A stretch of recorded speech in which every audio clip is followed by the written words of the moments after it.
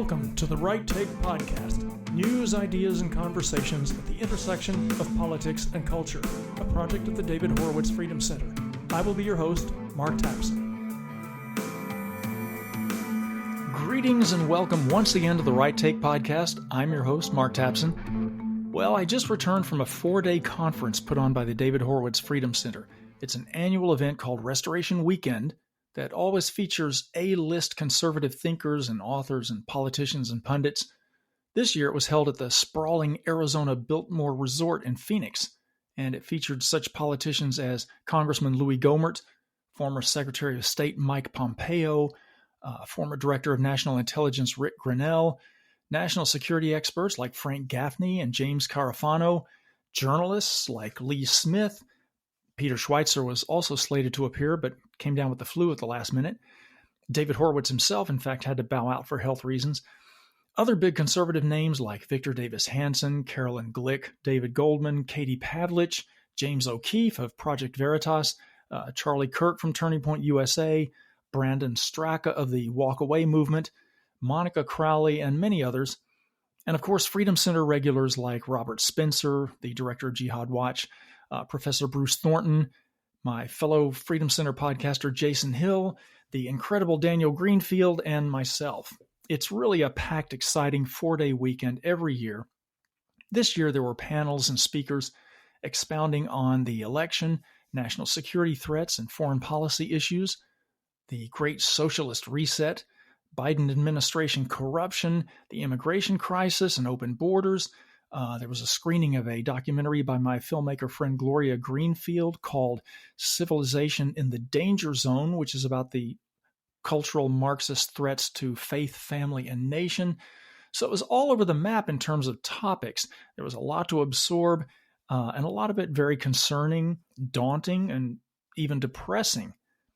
In election years like this one, we come together at Restoration Weekend to either celebrate or commiserate over the results. And this year, of course, we were less than ecstatic after the highly anticipated red wave fizzled out for a variety of reasons, probably largely, again, because of voter fraud. Remember those halcyon days of yesteryear when we had Election Day? One day when we all went to the polls and cast our votes in person, and the next day we knew who won, and we all accepted that, for better or worse, the election did actually reflect the will of the people? Good times. And they're over. The new normal now, thanks to the Democrats' successful exploitation of the manufactured COVID pandemic, is that the process takes weeks, and the only thing you can be sure of is that massive voter fraud skewed the results. Americans have really completely lost confidence in our voting process. Many of us feel we've become just a giant banana republic. Stalin's infamous quote that it doesn't matter who votes, only who counts the votes, now hits chillingly a little too close to home. And I think one lesson we can take away from this deflating election is something I've been saying for a long while, which is that we conservatives cannot cling to the hope that politics and politicians and elections will save us, that all we have to do is get the right people in office and they'll turn everything around and get America back on track and make it great again. That's just not a realistic perspective on the ugliness of politics or how deeply entrenched the administrative state has become.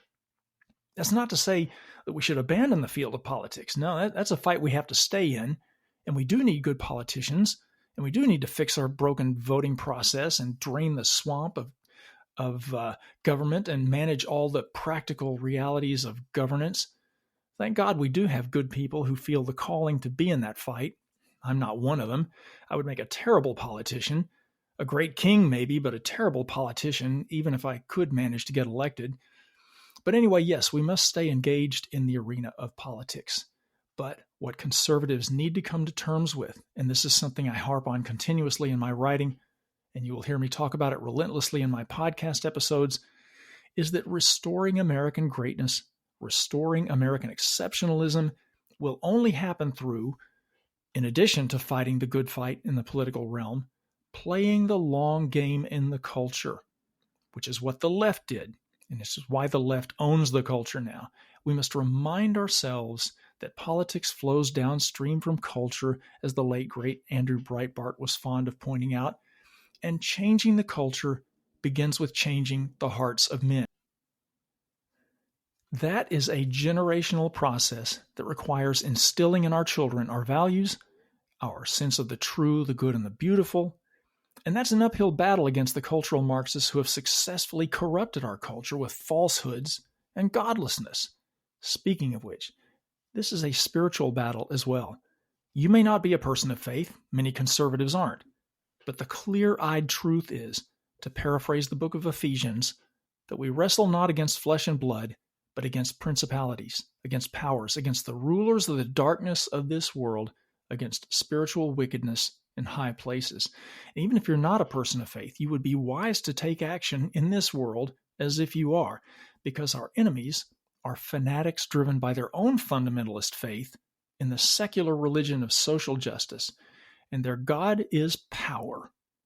You cannot expect to defeat an evil of that magnitude without a faith of your own that transcends the self and empowers you to defend the true, the good, and the beautiful, to defend our faith, family, and nation, to defend our civilization. All right, but back to Restoration Weekend. The reason I went on a bit about Restoration Weekend is not that I just want to drop some names and share what went on there, but to talk about what I came away with. Despite the election disappointment and the often overwhelming number of threats and calamities Americans are facing, which were discussed throughout the weekend, there was a common thread of hope. And I think a lot of conservatives need to hear that message of hope, because I know some conservatives who look at what's going on in the world around them, in America and Western civilization in general, and they say, well, it's over. We're screwed. We lost. The left won. The American experiment had a good run, but all good things must come to an end, and this is it. It's over. And I think that is a lie that we tell ourselves that partly stems from the sense of tragedy that conservatives share, that life necessarily entails suffering, and that we are fallen, broken sinners, and that we can make things better, but that utopia is not really possible. And the utopian dreams of the left, in fact, lead to hell on earth. But it is a lie nonetheless. I was heartened by the hope that speakers and audience members alike in this community of hundreds of conservatives at Restoration Weekend expressed in the future. I think the author Robert Spencer, the director of Jihad Watch, I think he said it best, or at least most concisely, when he pointed out that the state motto of South Carolina, which is where he's from, is, in Latin, Dum Spiro Spero, which means, while I breathe, I hope. And I think that's a message conservatives need to hear. Don't throw up your hands. Don't give up. Fight. Okay, in just a moment, I'll be bringing on my guest today, my friend, the always insightful, always entertaining Andrew Klavan, to talk about everything from his latest book to where he sees the culture going to how storytelling can save conservatism. Hang on, you do not want to miss this conversation.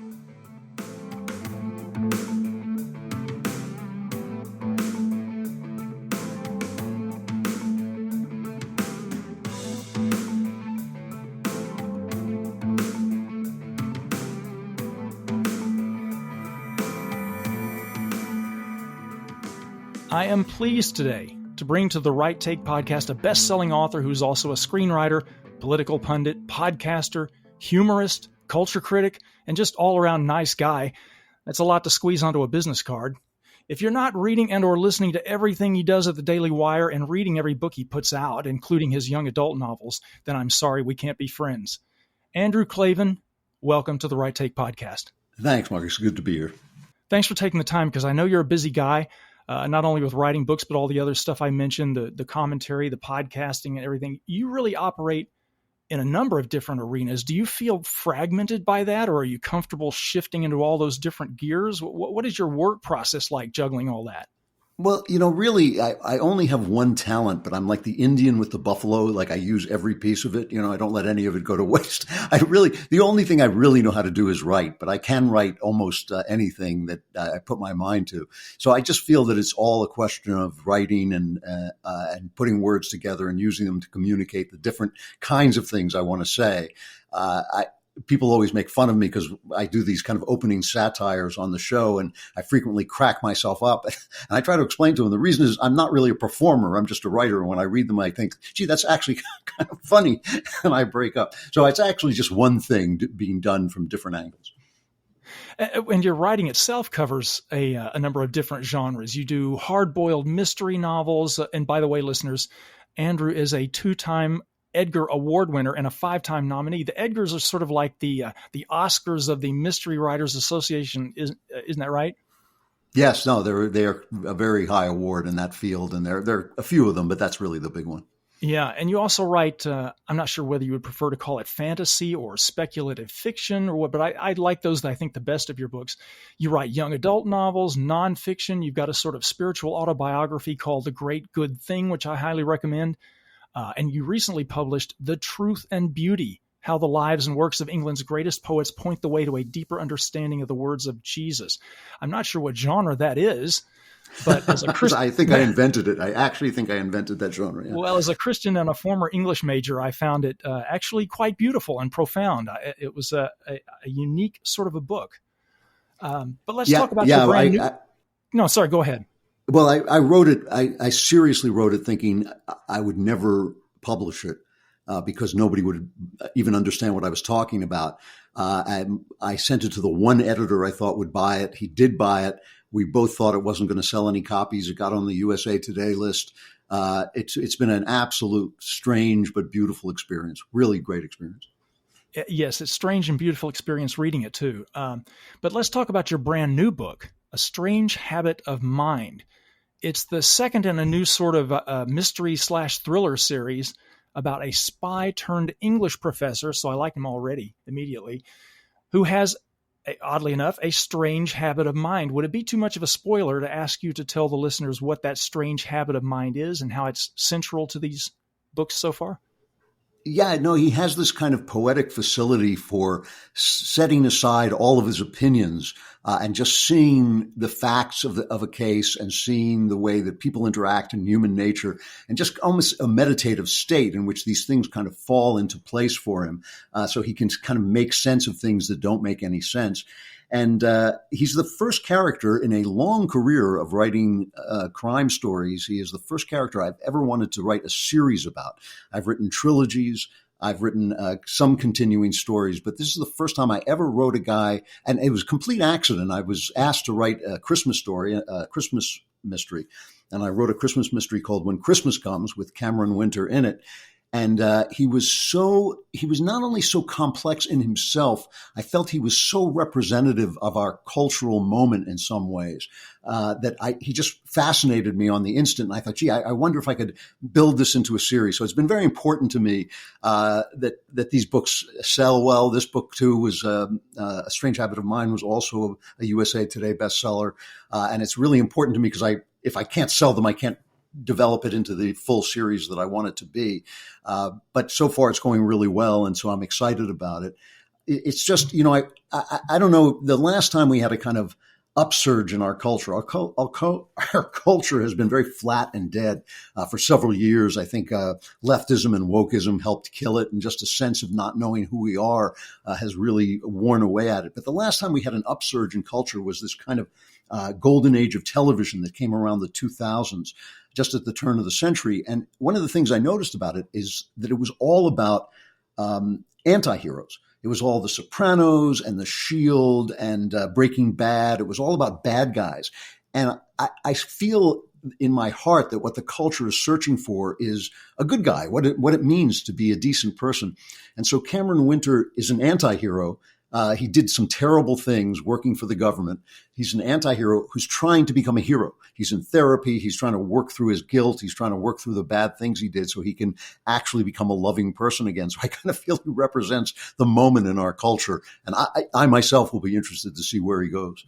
Likewise. And you use a very interesting, very effective literary device in those novels by revealing Winter's secrets and sins through this therapy that he's undergoing, which weaves throughout the story. And we kind of get to know him and his past gradually that way. I thought that was very, very interesting.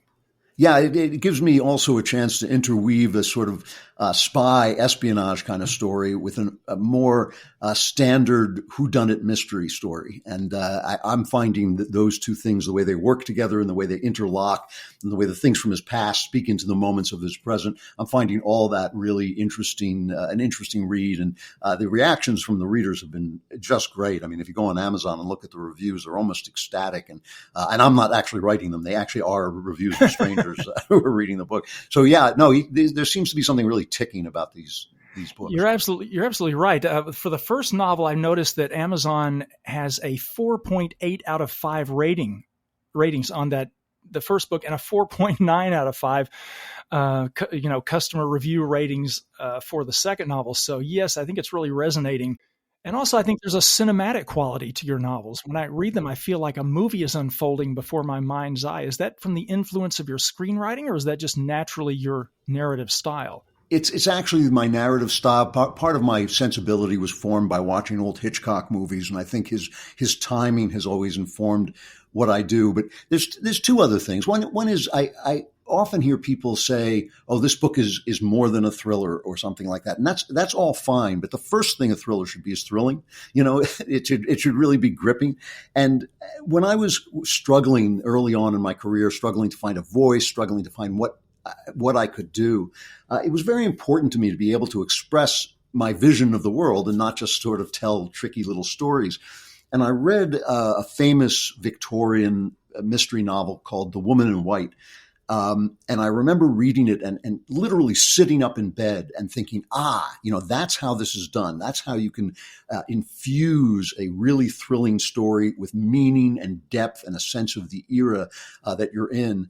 But I wanted to take what he did, which was this 800-page Victorian novel, and turn it into an American form, which is much faster, much tougher. The classics of the genre, things like The Maltese Falcon and The Big Sleep, these are very short books when you see them really published in a fair way. They're almost pamphlets. And I wanted to bring that kind of speed and that level of thrills to the genre and still keep it as rich and deep as The Woman in White. And that's kind of what I've been working on my whole life. That's kind of been the definition of my career, trying to bring those things together. Yeah, I also appreciate the little literary touches in the books. You're a very widely read guy, and I know you're a fan of the classics. And I love to see things that pop up in there, like there's a line from I can't recall now whether it's from When Christmas Comes or from the most recent one, but there's a line in there about the character Cameron Winter being laid out like a patient etherized upon a table, which is a line from T.S. Eliot's poem, The Love Song of J. Alfred Prufrock, and that just leaped out at me. And little touches like that, which you add very lightly, add something for, I guess readers who appreciate those literary touches like I do. Yeah, he's a guy who actually is kind of stuck in the past in a lot of ways, both personally and professionally. And that kind of veil of literature hangs over everything for him, and he tends to see the cases he's working on in this very literary way. And I try to keep it so that if you don't know anything about that, it doesn't bother you. But I'm glad. It's always gratifying when someone like you notices it. And speaking of inserting or expressing your worldview, as you mentioned a moment ago, you also managed to weave your conservatism into your stories lightly, not heavy-handedly, which is an easy trap to fall into. You don't preach about politics. You just kind of allow, it seems to me, your conservative values to organically emerge in the story. What is the lesson there for other conservative culture makers that they should heed? Well, I think the thing is, obviously, nobody wants to read a tract when they're reading a novel. You want to read a story. My system is pretty simple. I think the problem with what the left is saying is that it's untrue. It's not that it's some kind of evil plot, although there may be evil plotters among them, but it's simply that they're describing the world incorrectly. So all I do is describe it correctly. I'm not really talking about politics. I'm talking about human life. When somebody says, a trans woman is a woman, this book has nothing to do with this, but just to give an example, when somebody says a trans woman is a woman, my problem with that is that a trans woman may be many things, but the one thing he's not is a woman. I mean, that's just not true, So if I were describing that, I would simply make it clear that that was so. I don't think that we live in in systemic racism. I don't think that we are in a climate crisis that is existentially threatening. These are just things that are not so. And so I write always without arguing with people, but simply I write the world as I see it and as I believe it to be. I think that makes my books realistic. I don't think it makes them right wing. Specifically, I'm not actually talking about politics in these books. In fact, Cameron Winter, the hero, has no politics because he's been in the government and he didn't like it much. And he's not for it or against it. He just wants to get out of it. And so I think that is the key to story, not only to storytelling, it's also the key to putting forward a vision. When I wrote The Truth and Beauty, I cut out anything that sounded like I was arguing with postmodernism, because I think postmodernism is silliness and false, so I just try to put forward a positive vision of what I think the world looks like and how I think the world works, and not argue with people I don't think are worth arguing with. You also have a recent series of books called Another Kingdom, or at least that's the first novel in the series, that I guess you'd define as fantasy. Features a character who moves back and forth between contemporary LA and a sort of medieval realm, straight out of Arthurian romance.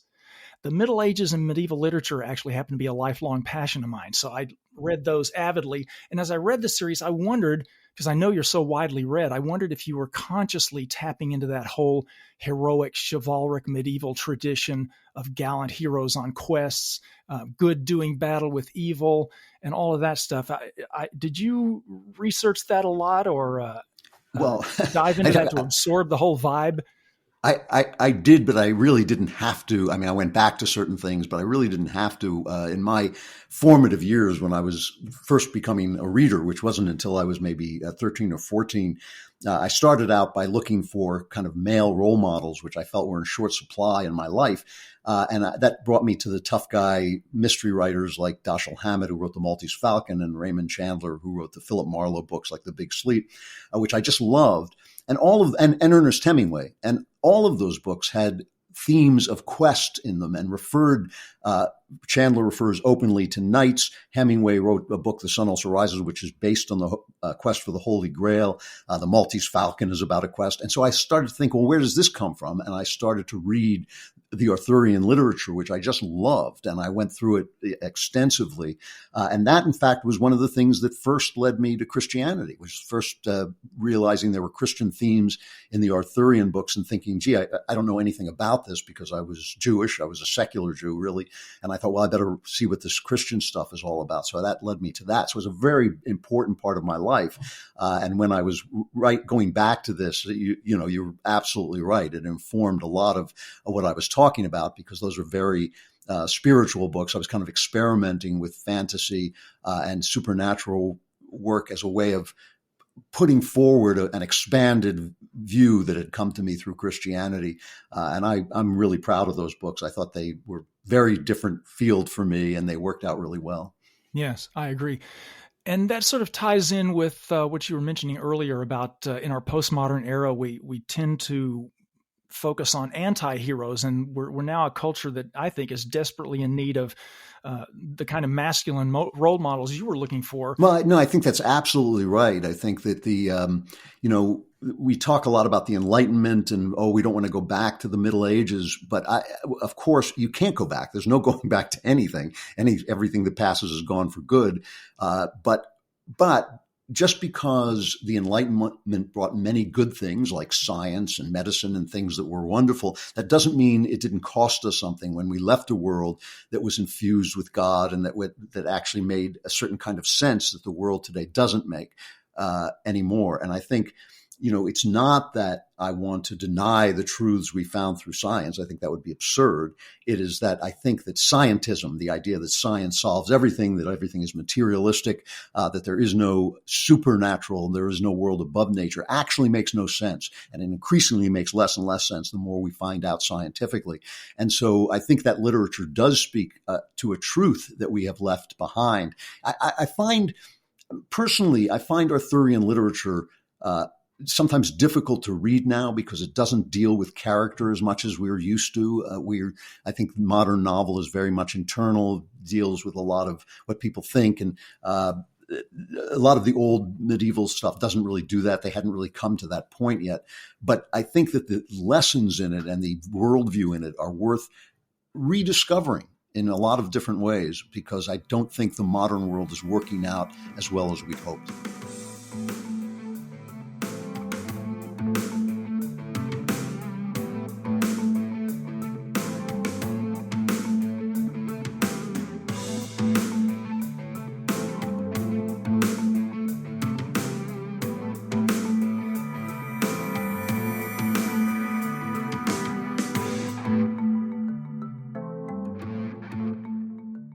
Well, I could talk about books all day, but I suppose we should move towards what's supposed to be the actual focus of the podcast, which is the intersection of politics and culture. And I guess we've dealt with that some already, but let me ask you about your political background. Did you come to conservatism from the left like many conservatives did, myself included, or have you always been a right-wing nut job? No, I had to earn my position as a right-wing nut job.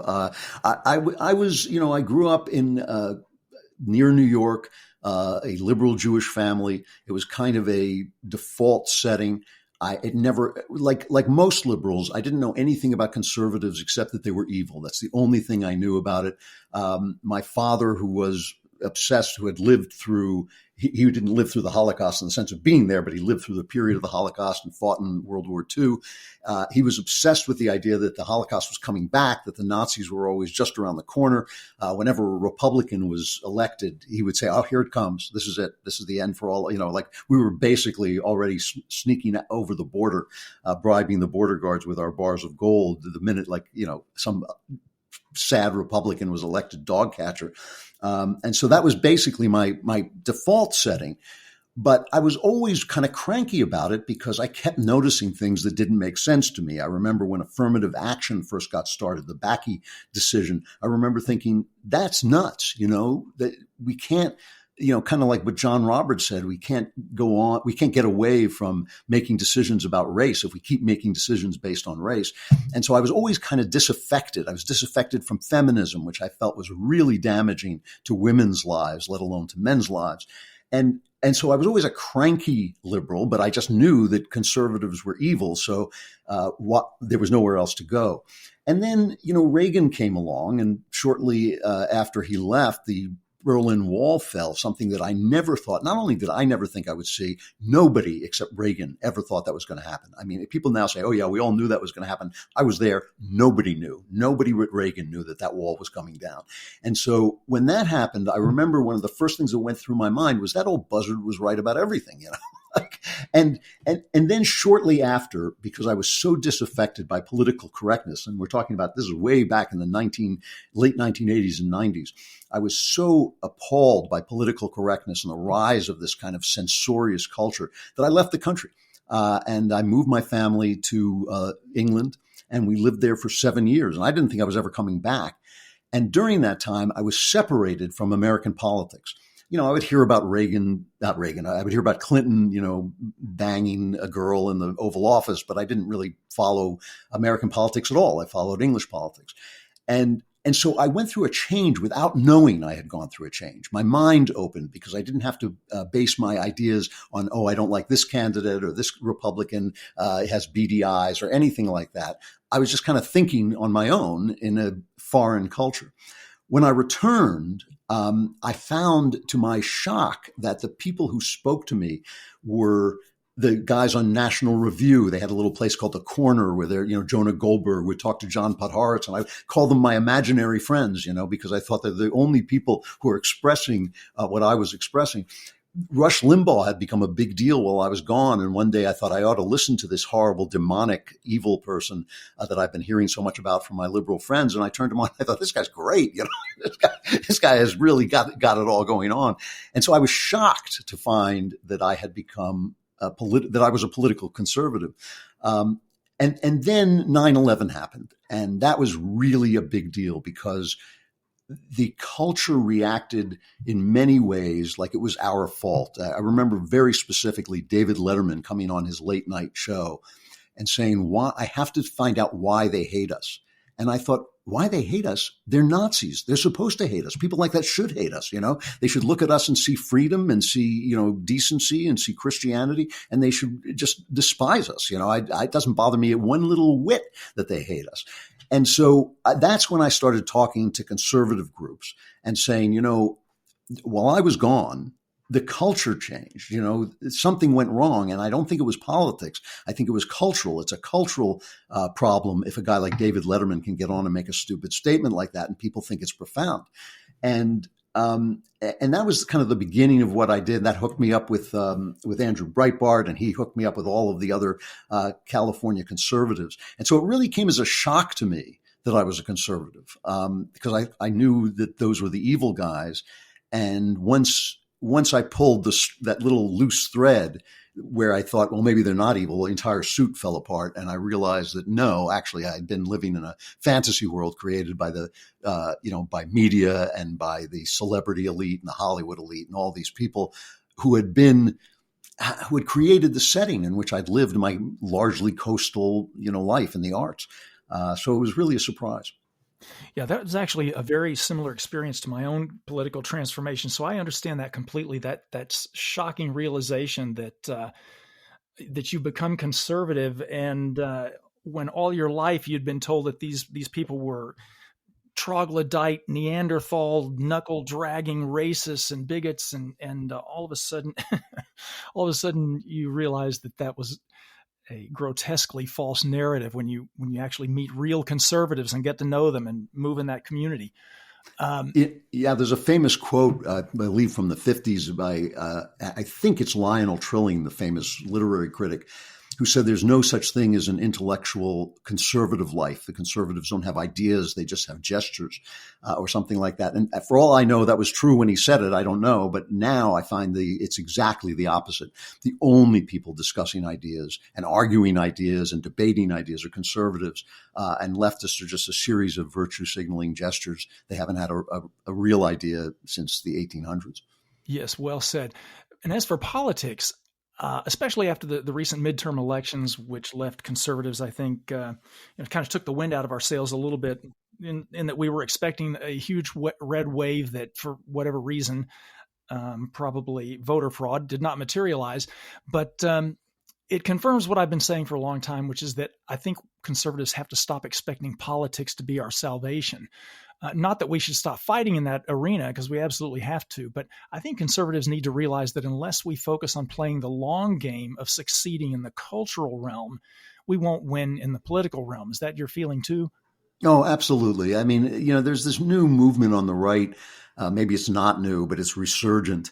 Some of it is Catholic integralism. Some of it is just plain, Nietzschean fascism, that somehow we are going to have to crack down on people to get their morals right, because we are now so immoral with abortion and homosexuality and transgenderism. We're so immoral that we just have to have a dictatorship to straighten this stuff out, and then we can go back maybe someday to being free. That's never worked out in all of the long history of humankind, and it's not going to work out this time. So I think if we want to win the culture, we're going to have to reinstitute faith in God that makes sense in the scientific world. We're going to have to reinstitute faith in morality. We're going to have to remember that human life is sacred, and all those things. We can't do that by force. I mean, it just makes no sense. It means destroying. It's one of those things like the left are always talking about. We must stop fascism by censoring people and crushing them. No, that actually is fascism. Thanks. But so yeah, I mean, if we can't change minds, if we can't introduce a vision of the world that people can believe in, that is faithful, that is moral, I think we're genuinely lost. And I'm not a despairing person. I think there's always a chance to do that. But it's as you said, it's a long game. You have to have time. You have to have patience, and you can't panic every time an election comes by that you don't win and think, oh yeah, we need a strong man now to straighten this out. I mean, that's how freedom dies. Yes, and as you look around at our culture today, our society, it's really this is going to be an uphill battle for conservatives, that's for sure, because you look around at the culture and society, and it's just awash in leftist assaults on tradition and American values, every civilizational norm you can think of, even on reason itself. And I personally feel that gender ideology is probably the tip of the spear of that whole cultural Marxist assault. Would you agree with that? Or do you see something else as being the most concerning cultural threat? Well, I agree with it. I think that it's concerning, but there's also a hopefulness to it, and I'll tell you why. I mean, one of the reasons I hate feminism is not because I don't want women to have their own choices and their own lives. I mean, that's ridiculous. I hate feminism because feminism has essentially declared that only male values are right, and women can only succeed by being male, by having careers, by putting their careers first, by abandoning this dedication to home and nurturance, and by, all that I ever hear about is she's a strong woman. She's strong. Wow, she's strong. I think if I wanted to marry someone that's strong, I'd have married a guy. That's not that impressive to me. What has impressed me about women is their self-giving, their tenderness, their generosity. It is, in fact, mothers who I think determine the humanity of the world. And that doesn't mean, listen, when you go to the Bible and they describe the virtuous woman whose price is above rubies, she's buying property, she's starting businesses, she's doing all those things, but her family is where she does that from. And I think that that's something that the Industrial Revolution destroyed, and feminism has tried to fix the wrong problem. It has tried to fix the problem of how women can compete with men instead of fixing the problem of how women can have a full status and stature in a society where many of the home industries were taken away.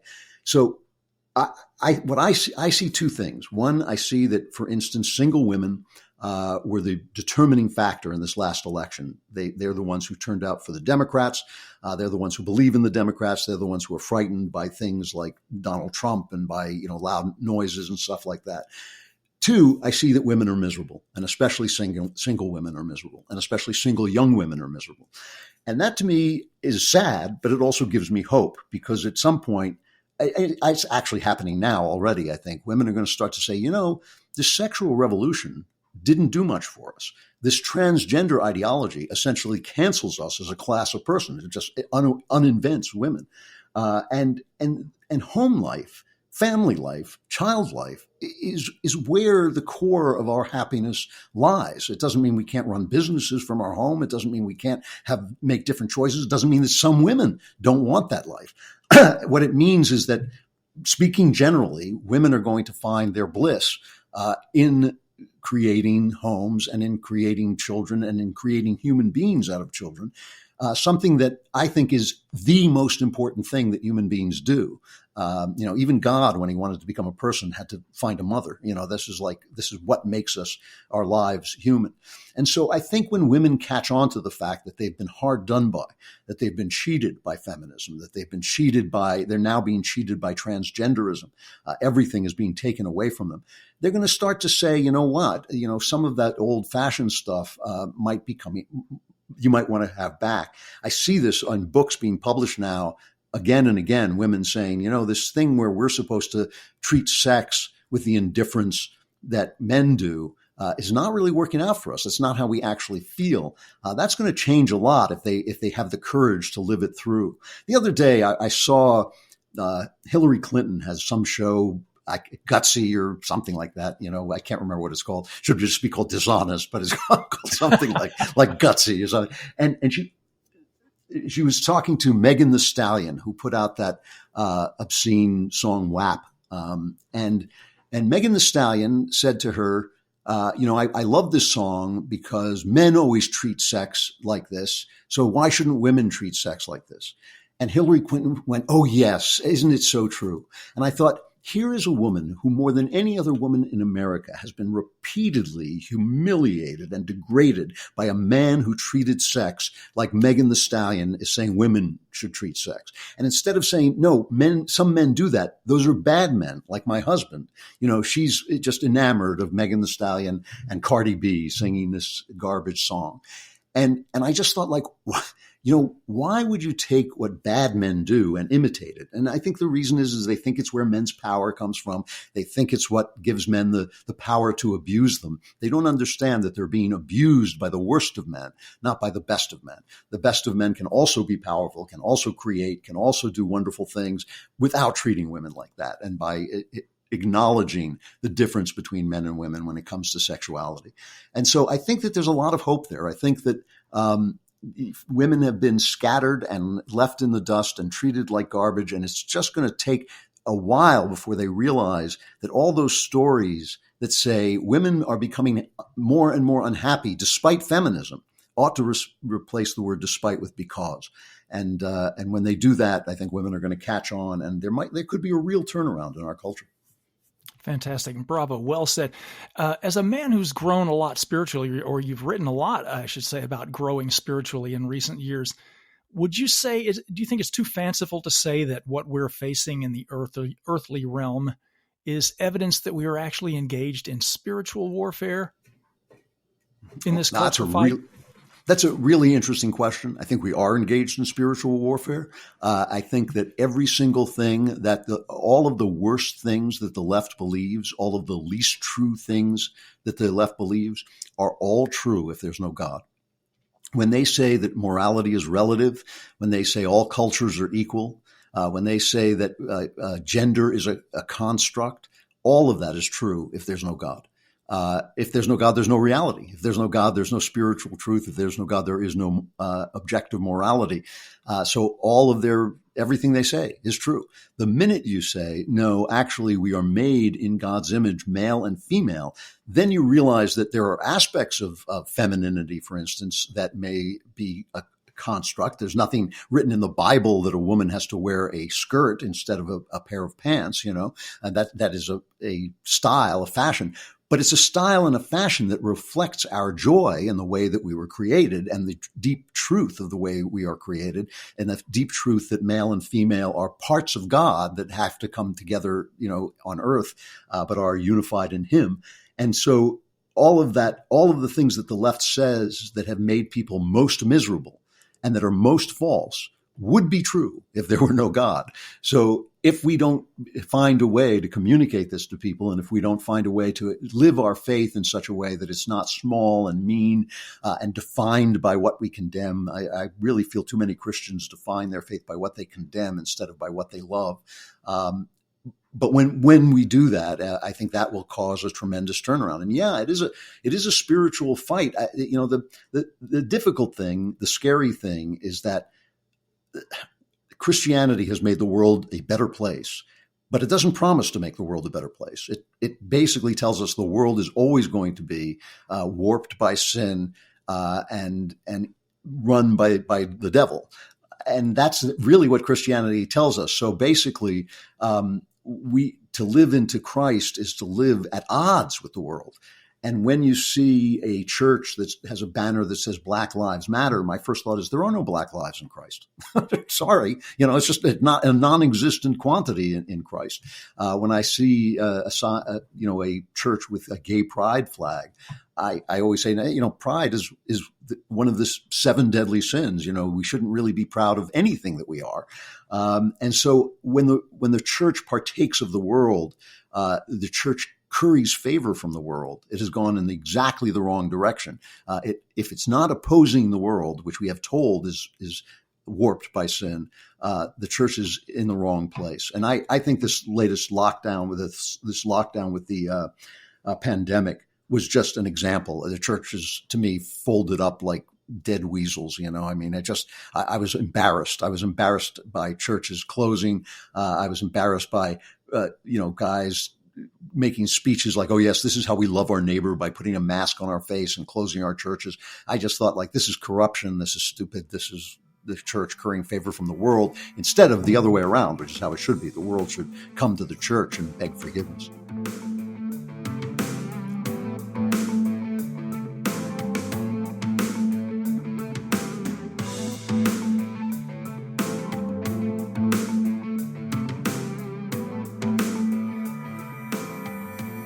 You Your mention that Christianity emphasizes that we are fallen beings and always will be. I think that's also at the heart of conservatism too. That recognition that we live in a fallen, broken world, and that any attempts to sort of socially engineer a utopia, like the left always wants to do, is just going to end in a dystopia.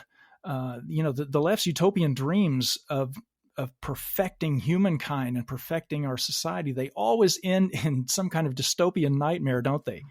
Yeah, well, it's hilarious in a way, in a sad way, to see Joe Biden doing this because he's so bad at it and he's so brain dead at this point that he can only do it by rote. But, he's going to save us from this climate catastrophe that's not happening. And he's going to do it by getting rid of all the oil and all the coal, and our prices are skyrocketing and our economy is on the rocks. And he's saying, yes, but the world we are transitioning to, oh, what a beautiful thing this is going to be with, fans and, energy just coming out of the sky and all this stuff. And you just sit there and go like, well, if you believe this, you kind of get what you deserve, because if you believe that we have to make the world miserable because utopia is coming, just show me once in history where that worked out. You can't do it because there never is utopia. It's never coming until Christ comes again, and then we'll have some new world, new heaven and new earth. But not like this. It's not going to come by human hands. And so if we stop believing in those promises, then we can stop believing in the fear that they spread, that, the climate's an emergency, racism is an emergency, the fact that, everybody isn't equal is an emergency. None of these are emergencies. They're, we're not in the midst of, the only emergency we have is the people who believe that stuff are in power. To get back on something we touched on earlier about storytelling, I wanted to ask you about how conservatives can shape better narratives about our, both fictional and non-fictional, about our values and our beliefs and our ideals. Human beings are storytelling and story listening creatures. And that seems to be something that the left has a better grasp on than the right, or at least they're more adept at exploiting storytelling for their messaging purposes, I guess. Our mutual friend Michael Walsh says that storytelling is central to everything the left does.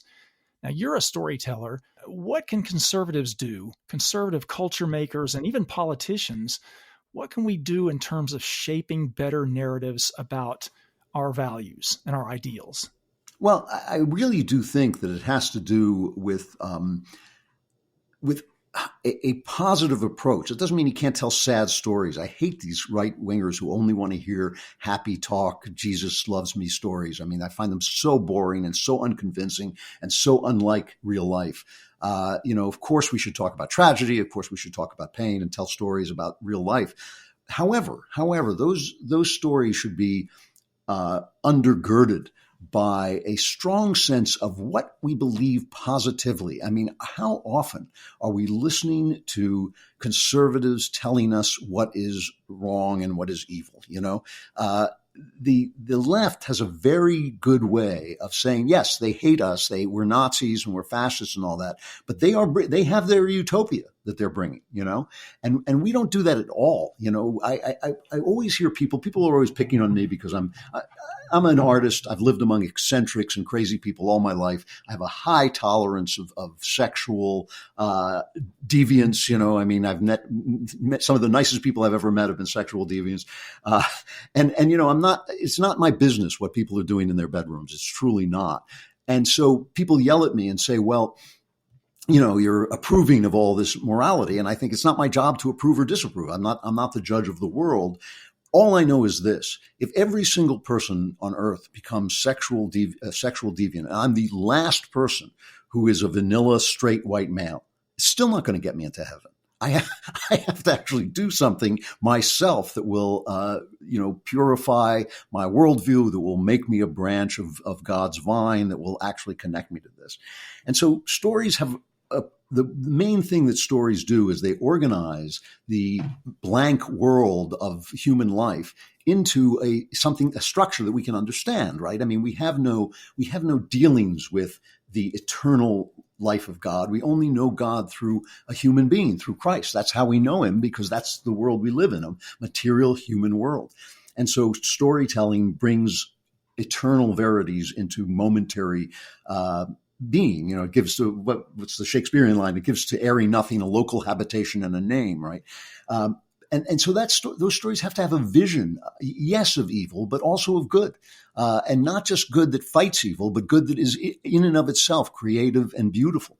And this is why I feel that the left is so good at this. They're so good at depicting us as Darth Vader and themselves as Luke Skywalker, and we may be good at depicting them at Darth Vader. But what is it that we're fighting for? You forget that Luke Skywalker is fighting for freedom. He's fighting against an evil empire, and it's essentially a conservative vision. But the people who made it are liberals because they think that that's what they're doing. So we have to tell stories that don't just tell about the tragedy of life. They also tell about what it is about life we find redeeming. Ronald Reagan was really good at this. I know it can get boring talking about Reagan. It's so long ago and, he wasn't perfect and all this. But he was really good at talking about what freedom means. That freedom is a good and it's in and of itself. And it's not just the freedom to sleep with people or sleep with dogs or sleep with whatever it is you want to sleep with. It's actually the freedom to build and create and love and make the world a better place from the heart out, And I think this is true of Christianity too. Christ doesn't offer to save the world. He offers to save you. And so I feel that there is some glitch in Republicans where we think that facts are going to save us. We think that the truth is going to save us. And the truth is going to save us, but the truth is a spiritual truth. And that takes storytelling. So I don't know. That's a long-winded answer. There's no one answer to it. It's just that when you see a great story, the most conservative movie I've seen in many years is Hail Caesar by the Coen brothers. And I don't know whether they're liberal or not. I don't know what they believe. But it's just a very, very amazingly conservative movie, and it's hilariously funny. It's full of events. It's full of comedy and sadness and all this. And I just think when you tell stories like that, you really can change the world and you can change the way people think. We don't even tell stories about women who don't have abortions that make sense, we can't even tell the simplest, basic, most moral story. So yeah, I just feel like we need to do it without preaching, but we also need to do it knowing what we believe. And I don't think enough conservatives know what they believe. I think they don't know what they're fighting for. They know that they're annoyed by government overreach. They know that government overreach doesn't work. Socialism doesn't work. But what do they believe? What do they think the meaning of life is? What do they think the meaning of their lives is? That's what storytelling is about. It's about meaning. It's about purpose. It's about all those things. And so, we were talking about Strange Habit of Mind and why I was so excited to be writing a series character. It's because the guy is on a search. He's on a quest. He's on a quest for himself and what it means to be a good man instead of the man he's been. And I think that when you tell stories like that, people can really think about themselves in a new way. And we just haven't been doing it, and we don't support the people who do it. I work so hard to make sure my books sell. I sometimes feel like, gee, if everybody listens to my political commentary would buy the book, I wouldn't have to work so hard just to sell them and stay in business, But we don't support the arts. We don't support the people who do the arts. We think it's silly. We think it's much more important that we have to win some congressional district in Ohio. And we don't play the long game, and they do. Yeah, very well said. And I think we've got to get in that game. And thank God that you're in there fighting the good fight. I think you're a great role model in terms of fighting in that cultural realm and also fighting the spiritual warfare. And I think that's a good place to close. Andrew Klavan, thanks for joining us at the intersection of politics and culture. People, pick up a copy of Drew's new book, A Strange Habit of Mind, and every other book of his you can get your hands on. You will not be disappointed, I guarantee it. Drew, what are you working on next? I'm just finishing the third book in the Winter series. I'm just on the last, few pages rewriting it. I've already written the first draft, but I'm doing the rewrite. And so I'm really happy. I'll be happy to get that off my desk and into production as quickly as I can. Fantastic. Keep up the great work then. And I hope to have you back on The Right Take soon. Thanks very much, Mark. And thanks for the kind words. I appreciate it.